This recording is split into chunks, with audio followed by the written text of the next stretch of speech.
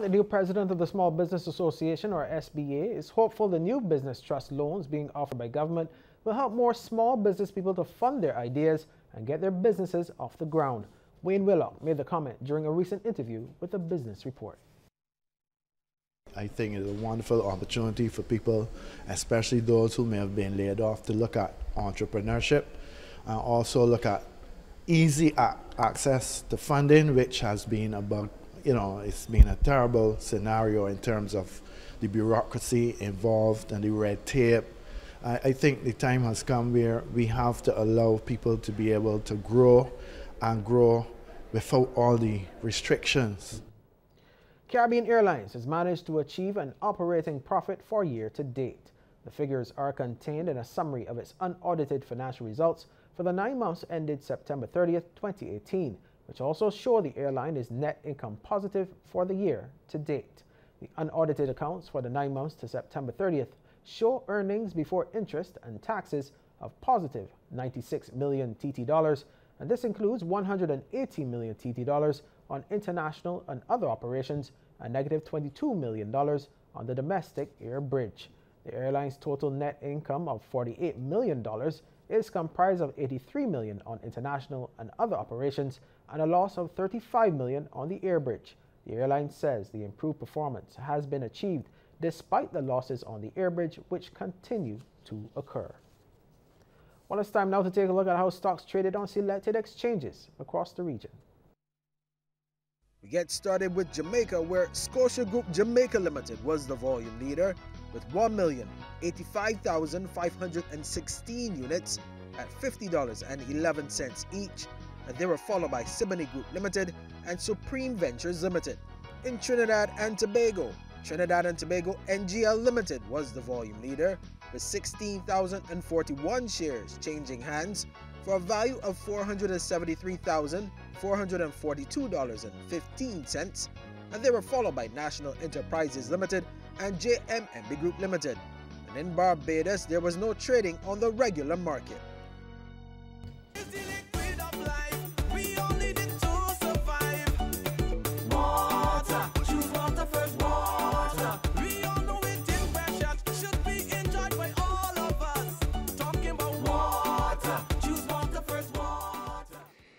On this edition of Water Wednesdays, we want to focus again on the social media platform of the Barbados Water Authority, the Facebook page and Instagram page as well. And we do thank you for those queries, those comments of support. Keep them coming in. So we want to answer some of those questions. With me today again is the manager of the Rapid Response Unit and Communications here at the Authority, Joyanne Haig. So one of those questions reads, why is it that we know about some outages before they happen and sometimes we don't? Okay, Shane. Well, first of all, we have ruptured mains that would cause an outage, or problems at a pumping station that would cause an outage. Right. When it happens, it's like emergency work. We don't know. It could happen in the middle of the night, during the day. We don't have a system to identify when a main has ruptured underground. Normally, it's when either the water surfaces and customers call to say that they're out, or nothing surfaces, customers are out, and then we have to go and investigate. We would then put a notice out afterwards to say that we are investigating. Sometimes we actually know, and then we will put a notice to suggest what it is that is actually going on. The difference between the two, Shane, is one is actually scheduled work where we're planning and we're able to give customers 48 hours in advance notice. The other one, which is 90% of the work that we do at the BWA, is emergency work. We have ruptured mains every day, at least 7 or 8 a day that we do that would take you offline. We also have pumping stations that have problems sometimes that can take you offline, whether that be a power outage, a burnt out pump, and that we then have to investigate and then take residents and businesses offline.